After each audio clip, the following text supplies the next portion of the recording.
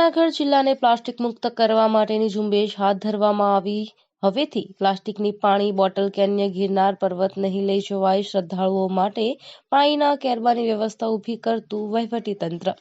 ગિરનારને plastic મુક્ત કરવા માટેના કોર્ટના આદેશ બાદ તંત્ર દ્વારા આ માટેની વ્યવસ્થા ઊભી કરવામાં આવી છે અને વેપારીઓને પ્લાસ્ટિક બોટલનું પાણી વગેરે નહીં વેચવા માટે પણ મીટિંગ યોજવામાં આવી હતી અને આજથી ગિરનાર પર્વત આવતા ભાવિકો માટે પાણીના કેરબાનું વિતરણ કરવામાં આવ્યું હતું અને કેરબાના પાણી પર કાગળના ગ્લાસ પાણી પીવાનું મળી રહે તેવી વ્યવસ્થા ઊભી તંત્ર દ્વારા કરવામાં આવી છે। તો બીજી તરફ પાણી પીધા બાદ કાગળના ગ્લાસ વગરની વસ્તુ ડસ્ટબિનમાં નાખવામાં આવે તેવી વ્યવસ્થા કરાઈ છે। ત્યારે ગિરનાર આવતા ભાવિકો તંત્રની અપીલ ધ્યાનમાં રાખી ગિરનારને પ્લાસ્ટિક મુક્ત કરવા માટે પૂરતો સહકાર આપે તેવી જિલ્લા કલેક્ટર અનિલભાઈ રાણાવસિયાએ, ધારાસભ્ય સંજયભાઈ કુરડિયા અને મહેર ગીતાબેન પરમાર, ગિરીશભાઈ કોટેજા અધિકારીઓ અને પદાધિકારીઓ હાજર રહ્યા હતા અને દુકાનદારોને ભાવિકોને અપીલ કરવામાં આવી હતી।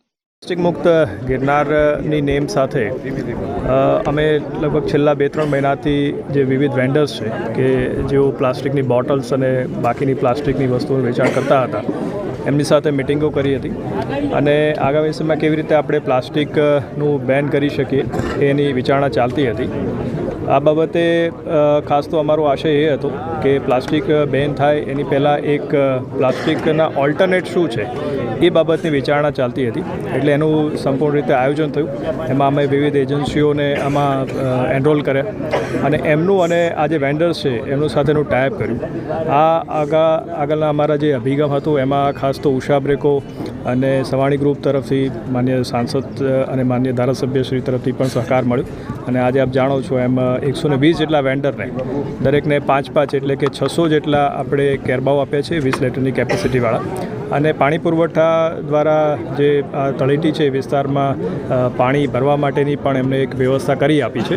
એટલે એ લોકો આ પાણી ભરી અને કેરબાઓ મારફતે અને પેપરના જે કપ છે એમાં પ્રવાસીઓને પાણી આપશે અને પ્રવાસીઓ જે છે હવેથી નીચે જે તળેટી છે ત્યાંથી ઉપર કોઈ પ્લાસ્ટિકના આકારના બોટલ કે વસ્તુ લઈ જઈ શકશે નહીં।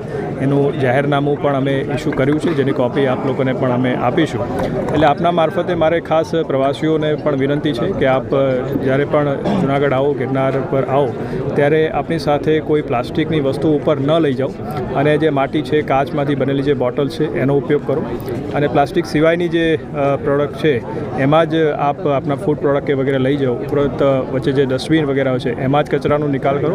આપનો સહકાર રહેશે તો જ અમે ગિરનારને પ્લાસ્ટિક મુક્ત જે છે એ કરી શકીએ। સર આ સેમ વે પરિક્રમામાં પણ ફાઇબર બોટલ્સ છે, સિંગલ યુઝ પ્લાસ્ટિક છે, પ્રતિબંધિત થશે ખરી? કારણ કે સૌથી મોટો પ્રોબ્લેમ પરિક્રમામાં ચોક્કસ એમાં આ વખતે જે પણ અમને અનુભવ થયા છે એના માટેનું અમારું લોંગ ટર્મ પ્લાનિંગ ચાલે છે। એટલે એ સમયે પણ અમે આ પ્રકારની વ્યવસ્થા ઊભી કરવાનો આમાં પ્રયાસ ચાલુ છે અમારો। અને ફોરેસ્ટ ડિપાર્ટમેન્ટ દ્વારા આજે ગિરનારને પ્લાસ્ટિક મુક્ત કરવાના અભિયાન સાથે આજે પ્રથમ તબક્કાની શરૂઆત કરવામાં આવી છે કે જે દુકાનદારો છે એમની સાથે એક મિટિંગ કરી અને દરેક લોકોને એક કન્વિન્સ કરી અને એમના સહકારથી જે દુકાનદારો પ્લાસ્ટિકનું વેચાણ કરી રહ્યા છે અલગ અલગ ચીજોનું એ બંધ કરે અને એમનો પહેલાં પાર્ટ રૂપે આજે પાણીની બોટલો બંધ થાય એમના માટે પ્લાસ્ટિકના કેરબા આદરણીય શ્રી સાંસદશ્રી અને ધારાસભ્યશ્રી બંને અને ખાસ કરીને ઉષા બેકરો અને સવાણી ગ્રુપ એ બંનેના સહયોગથી આજે 600 જેટલા કેરબા 120 દુકાનદારોને 5-5 કેરબા એટલે 600 કેરબાનું વિતરણ આદરણીય મેયરશ્રી, ડેપ્યુટી મેયરશ્રી, કલેક્ટરશ્રી, ડીસીએફશ્રી અને તમામ વહીવટીતંત્ર અને આજુબાજુના દુકાનદારો અને લોકોની સાથે આજે વિતરણ કરવામાં આવ્યું અને ખાસ કરીને અલગ અલગ પાણીની પ્લાસ્ટિકની બોટલો કેરબાથી પાણી આપે, માટીની બોટલો, કાચની બોટલો કરે અને ખાસ કરીને ક્યારેક બાયબેક કે પાછા આપે તો પૈસા પાછા આપે એક આયોજન કરી અને સુદૃઢ આયોજન સાથે ગિરનારને પ્લાસ્ટિક મુક્ત કરવા માટેનું આજનું અભિયાન છે। ખાસ કરીને વહીવટીતંત્ર અને વેપારી બંનેથી ખાલી પ્લાસ્ટિક મુક્ત થશે કે સુધરશે એવું નથી। જે પણ પ્રવાસીઓ આવે છે ને જે લોકો છે એમને પણ વિનંતી કરું છું કે આપ પણ આ ગિરનારને શુદ્ધ રાખવા માટે, પ્લાસ્ટિક મુક્ત રાખવા માટે આપ પણ પ્લાસ્ટિક ન લઈ જાઓ, જ્યાં ત્યાં કચરો ફેંકો નહીં, ડસ્ટબિનમાં જ કચરો ફેંકો। કારણ કે 2 હાથે જ તાલી વાગી, 1 હાથે તાલી વાગતી ક્યારે પણ નથી। તો સારી રીતે આપણે બધા સમજી અને જ્યાં સુધી સેલ્ફ ડિસિપ્લિન નહીં આવે ત્યાં સુધી આ અભિયાન આપણે પૂર્ણ નહીં કરી શકી.